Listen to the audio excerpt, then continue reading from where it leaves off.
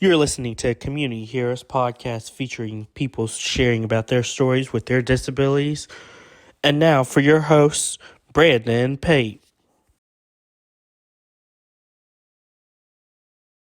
Welcome back to Community Heroes Podcast. In today's episode, I have the privilege of interviewing the Alabama Crimson Tide's head men's wheelchair basketball coach, Coach Ford Burttram. How are you doing today? I'm good. How are you? I'm doing good.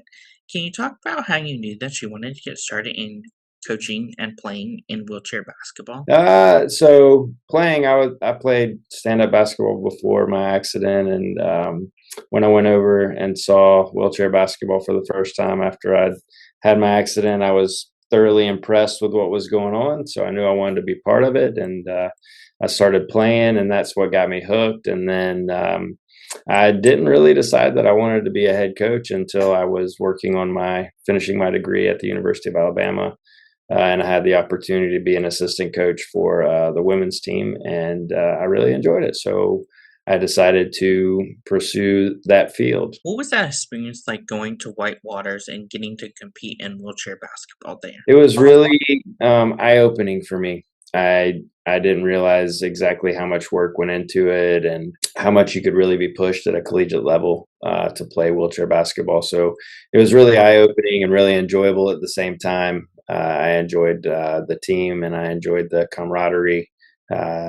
So I didn't enjoy the cold, I'm from Florida, so I didn't enjoy the cold so much. But the rest of it was a lot of fun and really challenging. How was that transition like going from White Waters to coming to Alabama to play 1 year with Alabama?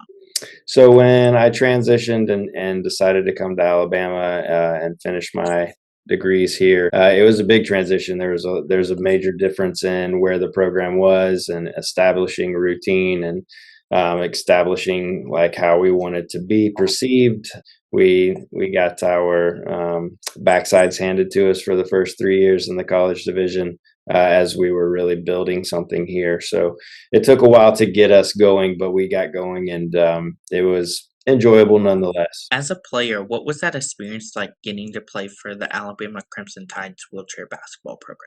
As a player, it was really exciting to be able to put on an Alabama uniform and to be privileged to play with it at a university with so much sports history and like starting a new endeavor and starting a new program. So it was a lot of fun and very enjoyable. As a player, what was that experience like getting to compete for the NWBA championship? When we played for the national championship when I was in Whitewater, it was a little bit surreal to me that we were actually playing for a national championship. It just seemed like another game to me. So the focus was on winning each game and playing at our best as a team. And I think that we did that in the national championship game. What was that transition like from going from being a college wheelchair basketball player to getting into the coaching side of coaching wheelchair basketball? There were some bumps along the way.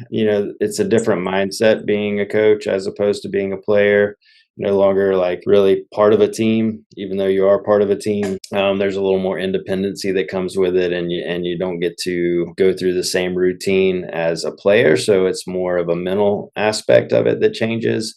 And I think that took me a year or two to really figure out, and then to remember how you like to be coached and how you didn't like to be coached, and try and put those applications into real time situations was a challenge. Coming over to Alabama, what was that experience like being the assistant wheelchair basketball coach before becoming the head coach? So I got to look at it from the women's side first, and that was fun, and I had a good time. Really great team that I got to be part of that year, and we proceeded to win the national championship that year. Then I switched back to the men's program, and it was the first couple of years it was hard to differentiate between friendships of guys that I had played with and really being a coach role. So there was some learning that was involved, and then also really learning to kind of feel the game and make decisions in split second time. And I had really great mentors for both of those positions as assistant coaches. How was that experience like for you to become the assistant coach for the women's side of wheelchair basketball at Alabama? It was fun. It was definitely very different. The women's program started 3 years before the men's program at Alabama, and it was a well-established program, so they were competing for titles. I think the year before I was the assistant. They won their second, maybe. And then I was part of the third, I believe.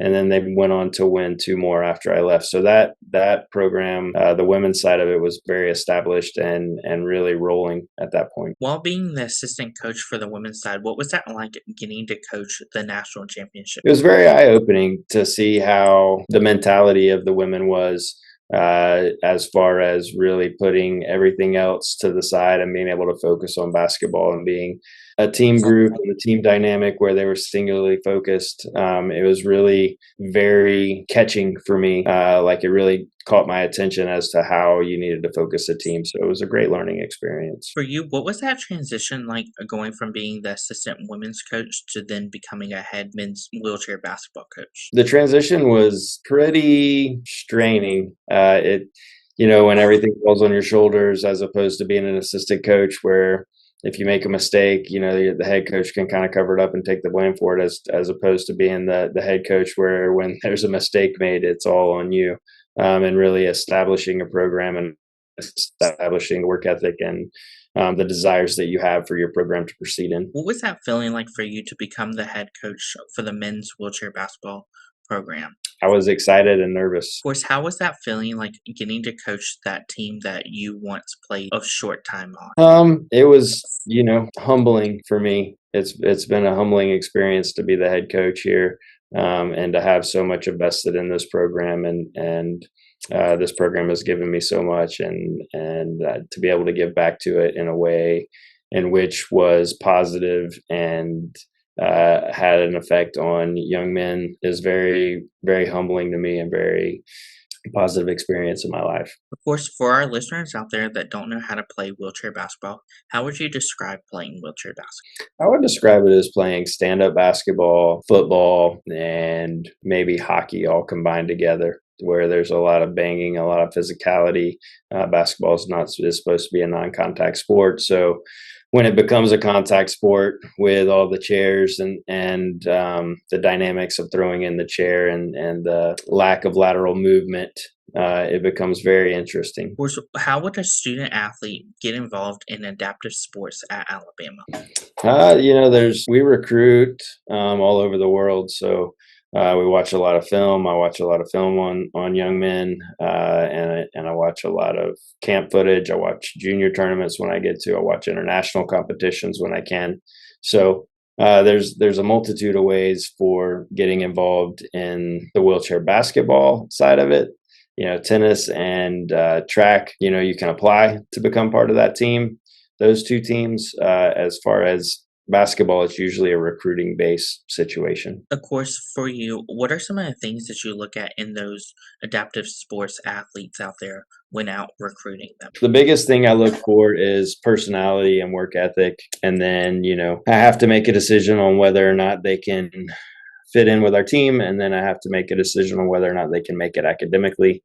So the biggest part of that is the student athlete. Student comes first. So for me, it's all about their, academics and their decision to focus on their academics as well as basketball and make sure that they're ready to pursue a degree, not just play basketball. What does a typical game day look like in wheelchair basketball for the men's side? So we'll have some sort of team meeting, talk through.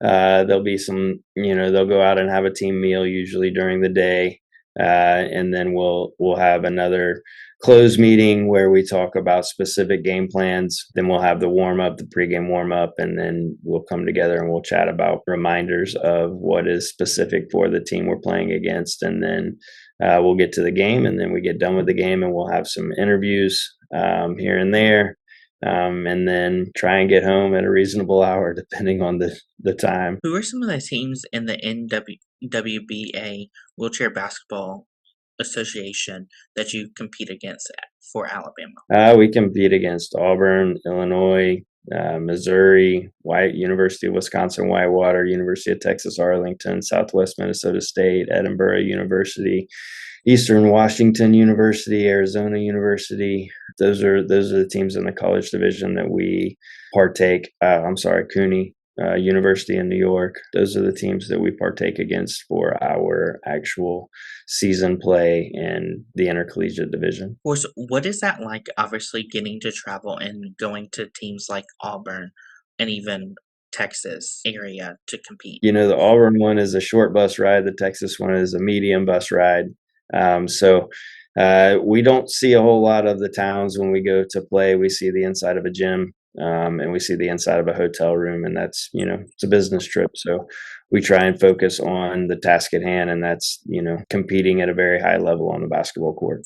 For those wheelchair basketball players, what does that typical game day look like and that home field advantage at Alabama look like? It's pretty, game days are pretty typical everywhere we go. I ran through that scenario with you. The home field advantage is great because we usually pack the house out on our big home games, somewhere about 1,500 fans in attendance. So that's always big, having your home crowd there pulling for you. What has that experience been like, getting to compete for national championships as the head coach? Sometimes it's frustrating and sometimes it's exhilarating, but I think at the end of the day, you just want to make sure that you have given your players everything they need to succeed. And when it comes to fruition, Of course, what are some of your biggest accomplishments as a head coach? accomplishment that I could have, knowing that I helped young men get a degree and are headed out into the real world where they can be productive members of society, and have all the tools they need to be able to pursue whatever it is they wish to pursue, whether it's continuing to play basketball or whether it's working in their chosen field, having a family, being a world traveler, whatever it is that they have chosen to do, and to be able to have helped them get there. I think that's the biggest and most important accomplishment for me. What is that experience like, getting to see those young men athletes out there make it to the national team and represent Canada or US at the Paralympics? It's a great experience. We also have young men in Spain and representing Alabama and, New Zealand, Australia. So it's nice to see them all competing for Paralympic medals and watch them really develop and blossom and grow and really pursue their love of the game at the next level. What has that experience been like, getting to coach the men's team and seeing the progress in the last 4 years that you have been able to accomplish? It's a proud moment when you look back and think about your accomplishments. I don't do it too often, so I'm more focused on today and what's coming tomorrow, as opposed to what's happened in the past. I do look back and learn from mistakes that I've made in the past, but I'm proud of the way these young men have competed and blossomed and grown and been able to develop. What are some of your future plans for the Alabama's men's wheelchair basketball program moving forward? I think moving forward is, to continue to produce a good team that competes regularly, but also is full of young men that are headed in the right direction to graduate and to continue to pursue their degree. What advice would you give those players out there looking to get started into adaptive sports? The sky's the limit, man, and what you put in is what you get out. That's my biggest piece of advice for them. What advice would you give those future people that are looking to go into collegiate wheelchair basketball and playing? My advice is to become as independent as you can, be able to take care of all the stuff academically and scholastically that you need to, and then also being able to take care of yourself as a human being and manage your time and continue to push yourself to be better every single day. What advice would you give those collegiate wheelchair basketball players out there looking to make it onto a professional wheelchair basketball team in the NWBA? My advice is to continue to pursue greatness. What advice would you have those people out there looking to make it to the Paralympics and represent Team Canada or US? My advice stays the same. Like, if you want to be better, you got to continue to pursue greatness. What advice would you have people out there such as yourself that are looking to get into coaching and becoming either a head coach in wheelchair basketball on a collegiate level or assistant coach?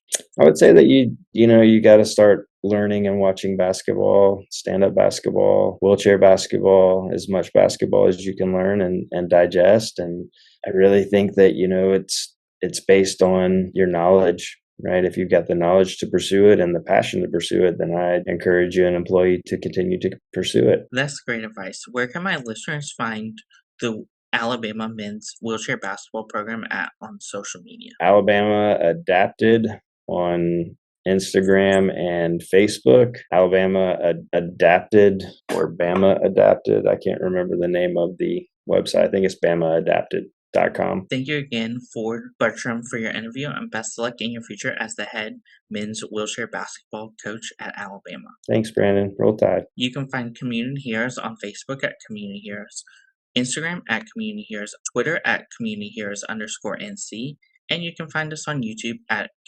officially Community Heroes. Thank you again, Ford Burttram, for your interview, and best of luck in your future. You are watching Community Heroes. Please feel free to like, share, and subscribe to Community Heroes on social media and on YouTube.